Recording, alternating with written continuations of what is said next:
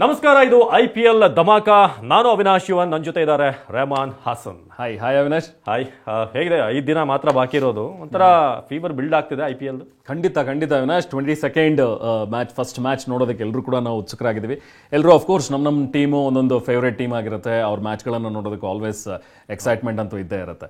At the same time ಈಗ ಕೆಲವೊಂದು rules ಕೂಡ ಫಾರ್ಮ್ ಆಗಿರೋದು. ಐ ಥಿಂಕ್ 3-4 ಡೇಸ್ ಮುಂಚೆನೆ ಮೇಲ್ ಬಂದಿದೆ ಎಲ್ಲಾ ಟೀಮ್ಗಳಿಗೂ. ಸೊ ಅದರ ಡೀಟೇಲ್ಸ್ ಸ್ವಲ್ಪ ನೋಡ್ತಾ ಹೋದಾಗ ಏನ್ ಈ ಸತಿ IPL ಇಷ್ಟೊಂದು ಸ್ಟ್ರಿಕ್ಟ್ ಆಗಿ ಮಾಡ್ತಾ ಇದಾರೆ, ಐ ಥಿಂಕ್ ಒಂದು ಡಿಸಿಪ್ಲಿನ್ ತರೋದಕ್ಕೆ ಟ್ರೈ ಮಾಡ್ತಾ ಇದೆ BCCI ಅಂತ ಹೇಳಿ ಅನ್ಸುತ್ತೆ. IPL ಒಂದು ಫ್ರಾಂಚೈಸಿ ಬೇಸ್ಡ್ ಟೂರ್ನಮೆಂಟ್ ಅಂತ ಅಂದ್ರೂ ಕೂಡ, ICC ಟೂರ್ನಮೆಂಟ್ ಅಲ್ಲ ಅಂತ ಅಂದ್ರೂ ಕೂಡ, ಒಂದು ಪ್ರೈವೇಟ್ ಟೂರ್ನಮೆಂಟ್ ಇವೆಂಟ್ ಅಂದ್ರೂ ಕೂಡ ಅದರಲ್ಲಿ ಒಂದು ಡಿಸಿಪ್ಲಿನ್ ಇರಬೇಕು ಅನ್ನೋದನ್ನ ಬಹುಶಃ ಹೈಲೈಟ್ ಮಾಡ್ತಾ ಇದೆ ಅನ್ಸುತ್ತೆ. ಒಂದೊಂದಾಗಿ ನೋಡ್ತಾ ಹೋಗೋಣ ಏನಿದೆ ಅಂತ. ಕೆಲವೊಂದೆಲ್ಲ ರೂಲ್ಸ್ ನೋಡಿದ್ರೆ ಹಿಂಗೆಲ್ಲ ಕ್ರಿಕೆಟ್ ಆಡಕ್ ಆಗುತ್ತಾ ಗುರು ಅಂತ ಕ್ವಶನ್ ಇದೆ. ಯಾಕಂದ್ರೆ ನಾವೆಲ್ಲ ಈ ಗಲ್ಲಿ ಕ್ರಿಕೆಟ್ ಎಲ್ಲ ಮನೆ ಮುಂದೆ ಎಲ್ಲ ಆಡ್ತಿದ್ವಿ, ಅಲ್ಲಿ ನೋಡಿಬೇಡ ಇಲ್ಲಿ ನೋಡಿಬೇಡ ಅಂತದೆಲ್ಲ ರಿಸ್ಟ್ರಿಕ್ಷನ್ ಇತ್ತು. ಬಟ್ ಇಲ್ಲೂ ಕೂಡ ಆ ಒಂದಷ್ಟು ನಿಬಂಧನೆಗಳು ಬರ್ತಾ ಇದೆ. ಸೊ ಸ್ಟಾರ್ಟ್ ಮಾಡೋಣ. ಫಸ್ಟ್ ಈ ಬಸ್ಸಿಂದ ಅನ್ಸುತ್ತೆ. ಬಸ್ ಏನದು ರೂಲ್ಸ್? ಬಸ್, ಈಗ ಟೀಮ್ ಬಸ್ ಅಲ್ಲಿ ಟ್ರಾವೆಲ್ ಮಾಡೋದನ್ನ ನಾವು ನೋಡ್ತಾ ಇರ್ತೀವಿ. ಮ್ಯಾಚ್ ದಿನದಲ್ಲಿ ನಾವು ಎಲ್ಲರೂ ನೋಡುವಾಗ ಟೀಮ್ ಬಸ್ ಬರುತ್ತೆ, ಟೀಮ್ ಬಸ್ ಇಂದ ಎಲ್ಲರೂ ಇಳ್ಕೊಂಡು ಬರ್ತಾರೆ. ಆ ತರದ ಒಂದು ಮುಂಚಿನೂ ರೂಲ್ಸ್ ಇದೆ ಮ್ಯಾಚ್ ದಿನ. ಬಟ್ ಈ ಸತಿ BCCI ಏನ್ ಸ್ಟ್ರಿಕ್ಟ್ ಮಾಡಿದೆ ಅಂದ್ರೆ, ಈ ಪ್ರಾಕ್ಟೀಸ್ ಸೆಷನ್ ಮೇಲೂ ಕೂಡ ಕಂಡಿಟ್ಟಿದೆ BCCI. ಈ ಪ್ರಾಕ್ಟೀಸ್ ಸೆಷನ್ಗೂ ಬರೋದಾದ್ರೆ ನೀವು ಟೀಮ್ ಮೆಂಬರ್ಸ್ ಎಲ್ಲರೂ ಬರ್ತಿರಲ್ಲ, ಅವಾಗ ನೀವು ಟೀಮ್ ಬಸ್ ಅಲ್ಲೇ ಬರಬೇಕು. ಪ್ರೈವೇಟ್ ವೆಹಿಕಲ್ ಅಲ್ಲಿ ನಾನು ಪ್ರಾಕ್ಟೀಸಿಗೆ ಬರ್ತೀನಿ ಅಂತ ಹೇಳಿದ್ರೆ ಅದಾಗೋದಿಲ್ಲ. ಸೊ ನೀವು ಟೀಮ್ ಬಸ್ ಅಲ್ಲೇ ಬರಬೇಕು. ಒಂದ್ ವೇಳೆ ನಿಮ್ಮಲ್ಲಿ ಪ್ಲೇಯರ್ಸ್ ಜಾಸ್ತಿ ಇದಾರೆ, ಪ್ರಾಕ್ಟೀಸ್ ಸೆಷನ್ ಲಾಂಗ್ ಆಗುತ್ತೆ, ತುಂಬಾ ಜನ ಇದ್ದಾರೆ ಅಂದ್ರೆ ನೀವು ಡಬಲ್ ಬಸ್ ಮಾಡಿಬೇಕಾದ್ರೆ, ಆದ್ರೆ ನೀವು ಬಸ್ಸಲ್ಲೇ ಕರ್ಕೊಂಡು ಬರಬೇಕು, ಬಸ್ಸಲ್ಲೇ ಕರ್ಕೊಂಡು ಹೋಗ್ಬೇಕು ಅನ್ನೋ ಒಂದು ಸ್ಟ್ರಿಕ್ಟ್ ರೂಲ್ ಅನ್ನ ಈ ಸತಿ BCCI ಮಾಡಿದೆ. ಎಲ್ಲ ಟೀಮ್ ಮೆಂಬರ್ಸ್ ಅದನ್ನ ಫಾಲೋ ಮಾಡಬೇಕಾಗುತ್ತೆ. ಬೆಂಟ್ಲಿ ಇದೆ, ಕೂಪರ್ ಇದೆ, ಅವೆಲ್ಲ ಏನಿದ್ರು ಮನೇಲಿ ಇಟ್ಕೊಳ್ಳಿ, ಮ್ಯಾಚ್ ಆದ್ಮೇಲೆ ಬೇಕಾದ್ರೆ ಎಲ್ಲಿ ಬೇಕಾದ್ರೆ ಸುತ್ತಾಡಕ್ ಹೋಗಿ ಅಂತ ಹೇಳಿ.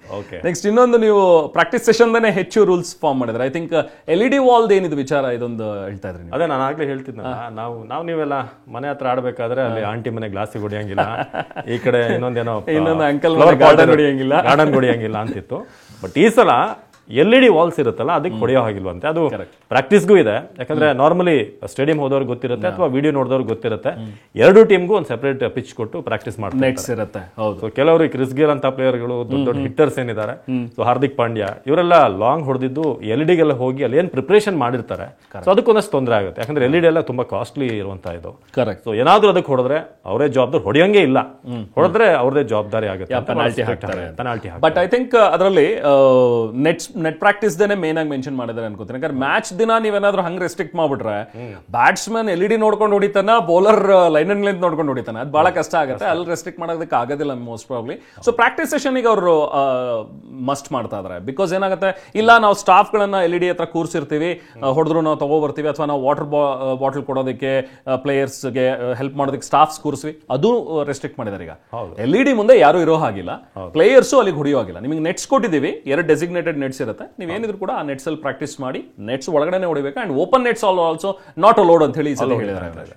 ಜೊತೆಗೆ ಈ ಕ್ಯಾಪ್ಸ್ ಬಗ್ಗೆ ಒಂದು ವಿಶೇಷವಾಗಿದೆ. ಏನಂತಂದ್ರೆ, ಯಾರಿಗೆ ಹೈಯೆಸ್ಟ್ ರನ್ಸ್ ಇರುತ್ತೆ ಆರೆಂಜ್, ಹಾಗೆ ವಿಕೆಟ್ಸ್ ಪರ್ಪಲ್ ಇರುತ್ತೆ. ಬಟ್ ತುಂಬಾ ಜನ ಏನ್ ಮಾಡ್ತಾರೆ, ಹಾಕೋದಿಲ್ಲ ಅದನ್ನ. ಕೆಲವರು ಹಾಕ್ತಾರೆ, ಇಷ್ಟಪಟ್ಟು ಹಾಕ್ತಾರೆ. ಕೆಲವರು ತುಂಬಾ ಪದೇ ಪರ್ಪಲ್ ಕ್ಯಾಪ್ ಸಿಕ್ದವರು ನಾನು ಹಾಕೋದು, ನಾನು ಟೀಮ್ ಕ್ಯಾಪೇ ಹಾಕ್ತೀನಿ ಅಂತ. ಬಟ್ ಅದಕ್ಕೂ ಕೂಡ ರೂಲ್ಸ್ ಬಂದಿದೆ. ಮಿನಿಮಮ್ 2 ನಿಮಿಷ ಈ ಬ್ರಾಡ್ಕಾಸ್ಟಿಂಗ್ ಏನು ಟಿವಿಲಿ ಬರೋ ಹಾಗೆ ಅವರು 2 ಓವರ್ಸ್ ಸೊ ಒಂದು ಇದನ್ನ ಹಾಕ್ಲೇಬೇಕಾಗುತ್ತೆ. ಸೊ ಅದೊಂದು ಇದಲ್ವಾ, ಒಂದು ಹೆಮ್ಮೆ ಅಲ್ವಾ ಆ ತರ ಒಂದು ಕ್ಯಾಪ್. ಖಂಡಿತ ಇಟ್ಸ್ ಅ ಪ್ರೌಡ್ ಮೂಮೆಂಟ್. ಯಾಕಂದ್ರೆ ಇಟ್ಸ್ ನಾಟ್ ಯಾರೇ ಬಂದು ಗಿಫ್ಟ್ ಕೊಟ್ಟಿರೋದಲ್ಲ, ಯು ಅರ್ನ್ಡ್ ಇಟ್.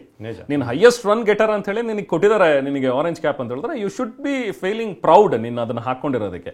ಸೊ ಅದು ಕೆಲವೊಬ್ರು ನೀವು ಹೇಳಿದಾಗೆ, ಇಲ್ಲ ನಾನು ಅದನ್ನ ಹಾಕಲ್ಲ ಅಂತನೋ, ಅಥವಾ ಇನ್ನೇನೋ ಒಂಚೂರು ಮಾರ್ಕ್ ಆಗಿದೆ, ಕೊಳೆ ಆಗಿದೆ. ಕೆಲವರು ತುಂಬಾ ಪರ್ಟಿಕ್ಯುಲರ್ ಇರ್ತಾರೆ, ಆರೆಂಜ್ ತುಂಬಾನೇ ಬ್ರೈಟ್ ಇರುತ್ತೆ, ಅದ್ರಲ್ಲಿ ಏನಾದ್ರು ಒಂಚೂರು ಕಲೆ ಇದೆ ಅಂದ ತಕ್ಷಣ ಅದನ್ನ ಹಾಕಲ್ಲ ಅಂತ ಹೇಳಿ, ಇಲ್ಲ ನಾನು ಟೀಮ್ ಹಾಕ್ತೀನಿ ಅಂತ. ಸೊ ಅದನ್ನ ರೆಸ್ಟ್ರಿಕ್ಟ್ ಮಾಡಿದ್ರೆ ಮಿನಿಮಮ್ 2 ಓವರ್ಸ್ ನೀವು ಹೇಳಿದಾಗೆ, ಯಾಕಂದ್ರೆ ಅದು ಬ್ರಾಡ್ಕಾಸ್ಟಿಂಗ್ ಗೆ ಹೆಲ್ಪ್ ಆಗ್ಲಿ ಅಂತ ಹೇಳಿ. ಸೊ ಅದನ್ನ ಹಾಕ್ಲೇಬೇಕಾಗುತ್ತೆ. ಬಟ್ ಸ್ಟಿಲ್ ರೆಹಮಾನ್, ನಂದೊಂದು ವಾದ ಇದೆ, ಈ ಪರ್ಪಲ್ ಆರೆಂಜ್ ಚೇಂಜ್ ಮಾಡಬೇಕು ಅಂತ. ಯಾಕೆ ಅಂತ ಕೇಳಿ. Correct, I agree. ಎಸ್, ಈ ಸನ್ರೈಸರ್ಸ್ ಕೇಸರಿ ಇದೆ, ಕರೆಕ್ಟ್. ಕೋಲ್ಕತ್ತಾದವ್ರದ್ದು ನೇರಳೆ ಇದೆ. ಸೊ ಹಾಗಾಗಿ ಅವ್ರು ಹಾಕೊಂಡ್ರು ಗೊತ್ತಾಗಲ್ಲ ಹಾಕಿದಾರಲ್ವ ಅಂತ. ಸ್ವಲ್ಪ ಕಲರ್ ಚೇಂಜ್ ಮಾಡಬೇಕು. ಬಹುಶಃ ಈಗಾಗಲೇ ಮಾಡಬಹುದಿತ್ತೆ. ವೈಟ್ ಏನಾದ್ರು ಮಾಡ್ಬೋದಾ? White is also good option. ಯಾಕಂದ್ರೆ ವೈಟ್ ಯಾವ್ದು ಜರ್ಸಿ ಇಲ್ಲ, ಯಾವ ಜರ್ಸಿ ಕಲರ್ ಇಲ್ವೋ, ಸೊ ಅದನ್ನ ಬಹುಶಃ ಮಾಡಿದ್ರೆ ಮಾತಾಡಿ IPL ಗವರ್ನಿಂಗ್ ಮಾಡಿ ಒಂಥರ ಚೆನ್ನಾಗಿರುತ್ತೆ ಅಂತ ಅನ್ಸುತ್ತೆ. ಹೆಂಗಾಗ್ಬಿಡಿದೆ ಅಂದ್ರೆ ಎಲ್ಲಾ ಕಲರ್ದು ಜರ್ಸಿ ಆಗ್ಬಿಡಿದೆ, 10 ಟೀಮಿಗೆ ಯಾವ್ಯಾವ ಕಲರ್ ಅಂತ ಕೊಡ್ಬೇಕು ಪಾಪ. ಎಸ್, ನೆಕ್ಸ್ಟ್ ಇನ್ನೊಂದು ತುಂಬಾ ಒಳ್ಳೆ ಇಂಟ್ರೆಸ್ಟಿಂಗ್ ರೂಲ್ ಅಂತ ಹೇಳಿದ್ರೆ, ಈ ಒಂದಷ್ಟು ಜನ ಪ್ಲೇಯರ್ಸ್ ಮುಗಿದ ತಕ್ಷಣ, ಮ್ಯಾಚ್ ಮುಗಿದ ತಕ್ಷಣ ಈ ಬ್ರೀಫಿಂಗ್ ಬರ್ತಾರೆ, ಮ್ಯಾಚ್ ಬ್ರೀಫಿಂಗ್, ಪ್ರೆಸ್ ಕಾನ್ಫರೆನ್ಸ್ ಗೆ. ಆ ಟೈಮಲ್ಲಿ ಅವ್ರು ಹೆಂಗ್ ಬೇಕು ಹಂಗ್ ಬಂದ್ಬಿಡೋರು, ಟ್ರಿಪ್ಗೆಲ್ಲ ಹೋಗಿ ರೆಡಿ ಆಗ್ತೀನಿ ಕರೆಕ್ಟ್. ಹಂಗೆ ಈ ಸ್ಲೀವ್ಲೆಸ್ ಹಾಕೊಂಡು ಶಾರ್ಟ್ಸ್ ಹಾಕೊಂಡು ಕೆಳಗಡೆ ಸ್ಲಿಪ್ಪರ್ಸ್ ಎಲ್ಲ ಹಾಕೊಂಡು ಬರೋರು. ಬಟ್ ಅದ್ರ ಮೇಲೆ ಕಣ್ಣಿಟ್ಟಿದೆ ಈ ಸತಿ BCCI. ತುಂಬಾ ಸ್ಟ್ರಿಕ್ಟ್ ಆಗಿ ಮಾಡ್ತಾ ಇದೆ ಅನ್ಸುತ್ತೆ. ಒಂದು ಜೆಂಟಲ್ಮನ್ಸ್ ಗೇಮು, ಎಲ್ಲರೂ ಕೂಡ ಹೀಗೆ ಡಿಸಿಪ್ಲಿನ್ ಆಗಿರ್ಬೇಕು ಅಂತ. ಸೊ ಸ್ಲೀವ್ಲೆಸ್ ಹಾಕೋಂಗಿಲ್ಲ, ಸ್ಲಿಪಾನ್ಸ್ ಹಾಕೋ ಹಾಗಿಲ್ಲ, ಬೇಕಾಬಿಟ್ಟು ಹೆಂಗೋ ಬಂದು ಕೂತ್ಕೊಳ್ಳೋ ಹಾಗಿಲ್ಲ. ಅದರದ್ದೇ ಆದಂಥ ಒಂದು ಲಿಮಿಟ್ ಇದೆ. ಅದರದ್ದೇ ಆದಂಥ ಕೆಲವೊಂದಷ್ಟು ಟಿ ಶರ್ಟ್ಸ್ ನೀವು ಘನತೆಯಾಗಿ ಬರಬೇಕು, ನೀವು ಪ್ರೆಸ್ ಕಾನ್ಫರೆನ್ಸ್ ಅಥವಾ ಬ್ರೀಫಿಂಗ್ ಮಾಡಬೇಕು ಅಂತ ಹೇಳಿ ಇದು ಕೂಡ ಒಂದು ಸ್ಟ್ರಿಕ್ಟ್ ರೂಲ್ ಅನ್ನು ಮಾಡಿದೆ. ಯಾಕಂದ್ರೆ ಒಂದಷ್ಟು ಪ್ಲೇಯರ್ಗಳು ಅಂದ್ರೆ ಅವರು ಸ್ಟೈಲ್ ಇರೋದೇ ಹಾಗೆ. ಹಾರ್ದಿಕ್ ಪಾಂಡ್ಯ ನಾನು ನೋಡಿದ್ದೀನಿ ಸ್ಲೀವ್ಲೆಸ್ ಎಲ್ಲ ಹಾಕೊಂಡೇ ಬರೋದು. ಅವರು ಏರ್ಪೋರ್ಟ್ ಅಲ್ಲೂ ಕೂಡ ಬನಿಯನ್ ಹಾಕೊಂಡ್ ಬರ್ತಾರೆ. ಹೌದು. ಸೊ ಹಾಗಾಗಿ ಇದನ್ನೆಲ್ಲ ಸ್ವಲ್ಪ ಅವಾಯ್ಡ್ ಮಾಡ್ಬೇಕು. ಹಾರ್ದಿಕ್ ಒಬ್ಬರಿಗೆ ಅಂತಲ್ಲ, ಎಲ್ಲ ಯಂಗ್ಸ್ಟರ್ಸ್ ಜಾರಿಯಾಗಿರ್ತಾರೆ ಅವೆಲ್ಲರೂ. ಸೊ ಇನ್ನು ಈ ಸಪೋರ್ಟ್ ಸ್ಟಾಫ್ ಬಗ್ಗೆ ಒಂದಷ್ಟು ರೂಲ್ಸ್ ಬಂದಿದೆ ಅಂತ. ಅಂದ್ರೆ ಎಲ್ಲ ಬಂದು ತುಂಬ್ಕೊಳ್ಳೋರು ಅಲ್ಲಿ. ಸೊ ಅವ್ರನ್ನ ಮ್ಯಾನೇಜ್ ಮಾಡೋದೇ ಒಂದು ದೊಡ್ಡ ಕೆಲಸ ಆಗೋದು. ಬಟ್ 12 ಜನ ಮಾತ್ರ ಸಪೋರ್ಟ್ ಸ್ಟಾಫ್ ಒಂದು ಟೀಮ್ಗೆ, including A doctor.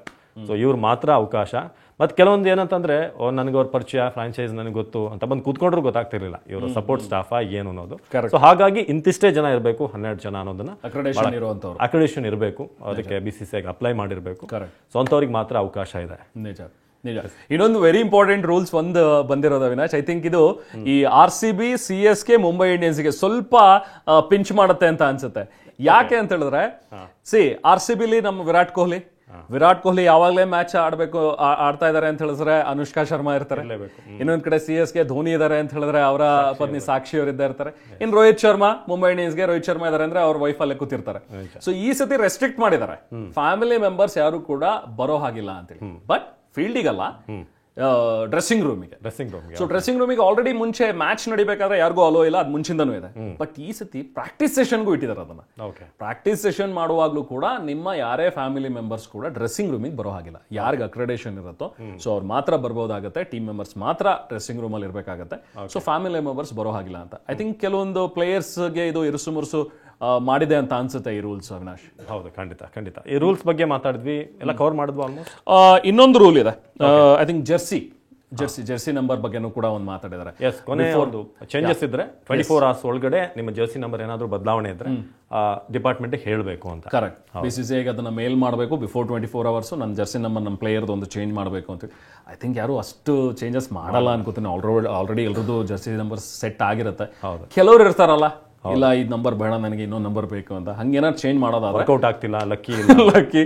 So 24 hours ಅಲ್ಲಿ ನೀವು ಹೇಳಿ ಅದನ್ನ ಚೇಂಜ್ ಮಾಡ್ಕೋಬಹುದು ಅಂತ. ಹೀಗೆ ಒಂದಷ್ಟು ಸ್ಟ್ರಿಕ್ಟ್ ರೂಲ್ಸ್ ಇನ್ನೂ ಕೆಲವೊಂದಷ್ಟು ಇದೆ. ಅದನ್ನ ಮುಂದಿನ ಹಂತದಲ್ಲಿ ಗೊತ್ತಾಗ್ತಾ ಹೋಗುತ್ತೆ, ಮಾತಾಡ್ತೋಣ. ವೆರಿ ಇಂಪಾರ್ಟೆಂಟ್ ಮಾತ್ರ ಇವತ್ತು ನಾವು ಮಾತಾಡಿದೀವಿ ಅಂತ ಅನ್ಸುತ್ತೆ. ಎಸ್, ಖಂಡಿತ. ನೀವು ಕೂಡ ನೋಡಿದಂಥವ್ರು ಇದರಲ್ಲಿ ಯಾವ ರೂಲ್ಸ್ ಬೆಸ್ಟ್ ಅಂತ ಅನಿಸ್ತು, ಯಾವ್ದು ಬೇಕಾಗಿರಲಿಲ್ಲ, ಅದನ್ನು ಕೂಡ ಕಮೆಂಟ್ ಮಾಡಿ ತಿಳಿಸಿ.